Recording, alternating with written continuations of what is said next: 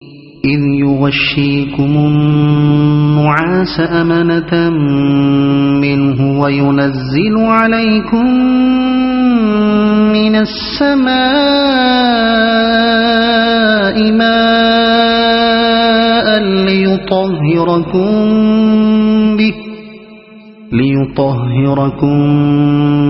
به ويذهب عنكم رجز الشيطان وليربط على قلوبكم ويثبت به الأقدام۔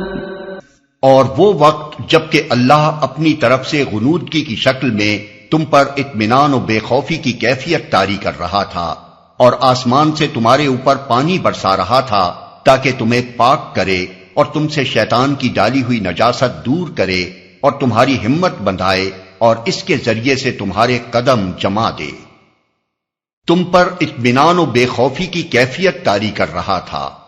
یہی تجربہ مسلمانوں کو احد کی جنگ میں پیش آیا، جیسا کہ سورہ آل عمران آیت 154 میں گزر چکا ہے، اور دونوں مواقع پر وجہ وہی ایک تھی کہ جو موقع شدت، خوف اور گھبراہٹ کا تھا، اس وقت اللہ تعالیٰ نے مسلمانوں کے دلوں کو ایسے اطمینان سے بھر دیا کہ ان پر غنودگی طاری ہونے لگی، اور اس کے ذریعے سے تمہارے قدم جما دے۔ یہ اس رات کا واقعہ ہے جس کی صبح کو بدر کی لڑائی پیش آئی۔ اس بارش کے 3 فائدے ہوئے۔ ایک یہ کہ مسلمانوں کو پانی کی کافی مقدار مل گئی اور انہوں نے فوراً حوض بنا کر بارش کا پانی روک لیا۔ دوسرے یہ کہ مسلمان چونکہ وادی کے بالائی حصے پر تھے، اس لیے بارش کی وجہ سے ریت جم گئی اور زمین اتنی مضبوط ہو گئی کہ قدم اچھی طرح جم سکیں اور نقل و حرکت بآسانی ہو سکے۔ تیسرے یہ کہ لشکر کفار نشیب کی جانب تھا، اس لیے وہاں اس بارش کی بدولت کیچڑ ہو گئی اور پاؤں دھسنے لگے۔ شیطان کی ڈالی ہوئی نجاست سے مراد وہ ہراس اور گھبراہٹ کی کیفیت تھی جس میں مسلمان ابتداء مبتلا تھے۔ إذ يوحي ربك إلى الملائكة أني معكم فثبتوا الذين آمنوا سألقي في قلوب الذين كفروا الرعب فاضربوا فوق الأعناق واضربوا منهم كل بنان۔ اور وہ وقت جبکہ تمہارا رب فرشتوں کو اشارہ کر رہا تھا کہ میں تمہارے ساتھ ہوں، تم اہل ایمان کو ثابت قدم رکھو، میں ابھی ان کافروں کے دلوں میں رعب ڈالے دیتا ہوں، پس تم ان کی گردنوں پر ضرب اور جوڑ جوڑ پر چوٹ لگاؤ۔ جو اصولی باتیں ہم کو قرآن کے ذریعے سے معلوم ہیں، ان کی بنا پر ہم یہ سمجھتے ہیں کہ فرشتوں سے قتال میں یہ کام نہیں لیا گیا ہوگا کہ وہ خود حرب و ضرب کا کام کریں، بلکہ شاید اس کی صورت یہ ہوگی کہ کفار پر جو ضرب مسلمان لگائیں وہ فرشتوں کی مدد سے ٹھیک بیٹھے اور کاری لگے۔ واللہ اعلم بالصواب۔ ذلك بأنهم شاقوا الله ورسوله ومن يشاقق الله ورسوله فإن الله شديد العقاب۔ یہ اس لیے کہ ان لوگوں نے اللہ اور اس کے رسول کا مقابلہ کیا، اور جو اللہ اور اس کے رسول کا مقابلہ کرے اللہ اس کے لیے نہایت سخت گیر ہے۔ یہاں تک جنگ بدر کے جن واقعات کو ایک ایک کر کے یاد دلایا گیا ہے، اس سے مقصود دراصل لفظ انفال کی معنویت وعدے کرنا ہے۔ ابتدا میں ارشاد ہوا تھا کہ اس مال غنیمت کو اپنی جانفشانی کا ثمرہ سمجھ کر اس کے مالک و مختار کہاں بنے جاتے ہو۔ یہ تو دراصل عطیہ الہی ہے اور مؤتی خود ہی اپنے مال کا مختار ہے۔ اب اس کے ثبوت میں یہ واقعات گنائے گئے ہیں کہ اس فتح میں خود ہی حساب لگا کر دیکھ لو کہ تمہاری اپنی جانفشانی اور جرأت و جسارت کا کتنا حصہ تھا اور اللہ کی عنایت کا کتنا حصہ۔ ذلكم فذوقوه وأن للكافرين عذاب النار يا أيها الذين آمنوا إذا لقيتم الذين كفروا زحفا فلا تولوهم الأدبار۔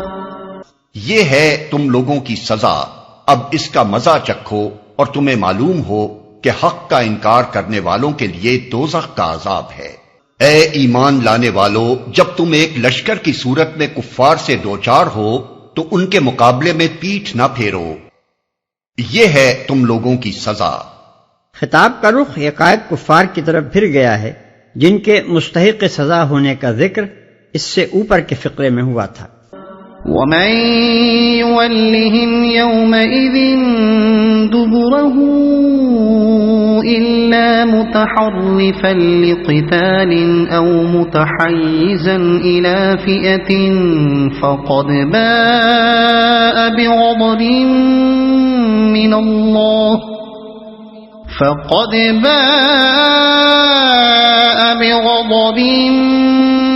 من اللہ ومأواہ جہنم وبئس المصیر۔ جس نے ایسے موقع پر پیٹھ پھیری الا یہ کہ جنگی چال کے طور پر ایسا کرے یا کسی دوسری فوج سے جا ملنے کے لیے، تو وہ اللہ کے غضب میں گر جائے گا، اس کا ٹھکانہ جہنم ہوگا اور وہ بہت بری جائے بازگشت ہے۔ دشمن کے شدید دباؤ پر مرتب پسپائی یعنی آرڈرلی ریٹریٹ ناجائز نہیں ہے، جبکہ اس کا مقصود اپنے عقبی مرکز کی طرف پلٹنا یا اپنی ہی فوج کے کسی دوسرے حصے سے جا ملنا ہو۔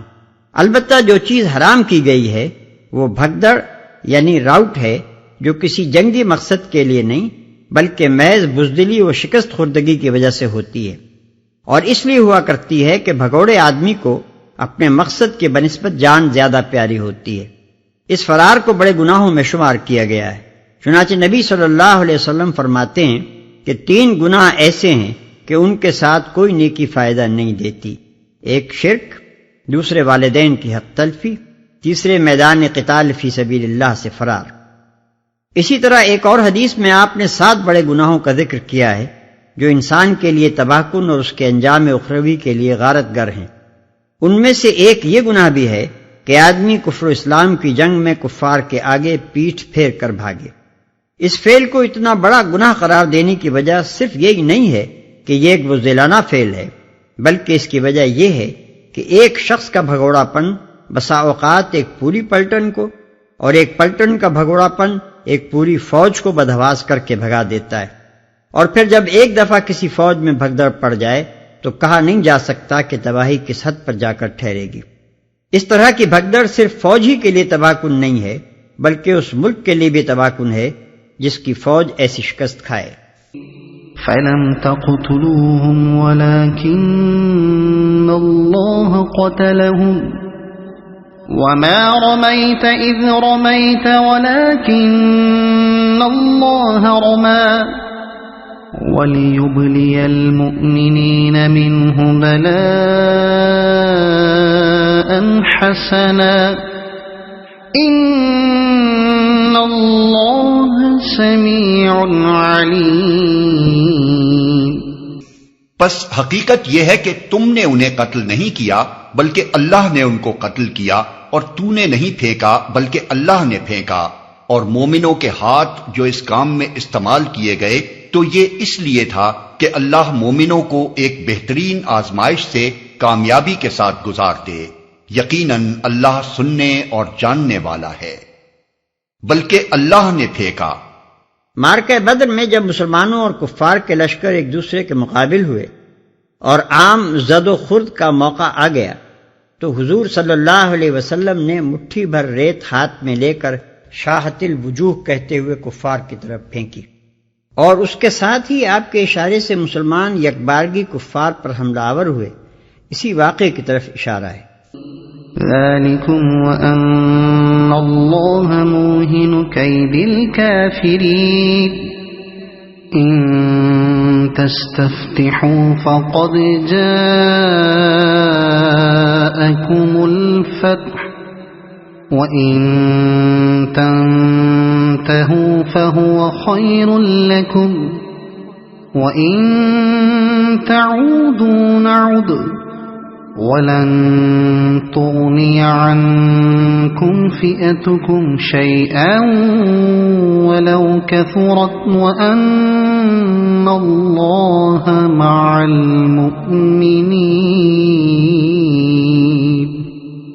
یہ معاملہ تو تمہارے ساتھ ہے، اور کافروں کے ساتھ معاملہ یہ ہے کہ اللہ ان کی چالوں کو کمزور کرنے والا ہے۔ ان کافروں سے کہہ دو اگر تم فیصلہ چاہتے تھے تو لو فیصلہ تمہارے سامنے آ گیا، اب باز آ جاؤ تو تمہارے ہی لیے بہتر ہے، ورنہ پھر پلٹ کر اسی حماقت کا اعادہ کرو گے تو ہم بھی اسی سزا کا اعادہ کریں گے، اور تمہاری جمعیت خواہ وہ کتنی ہی زیادہ ہو تمہارے کچھ کام نہ آ سکے گی۔ اللہ مومنوں کے ساتھ ہے۔ فیصلہ تمہارے سامنے آ گیا۔ مکہ سے روانہ ہوتے وقت مشرکین نے کعبے کے پردے پکڑ کر دعا مانگی تھی کہ خدایا دونوں گروہوں میں سے جو بہتر ہے اس کو فتح عطا کر، اور ابو جہل نے خاص طور پر کہا تھا کہ خدایا ہم میں سے جو برسر حق ہو اسے فتح دے، اور جو برسر ظلم ہو اسے رسوا کر دے۔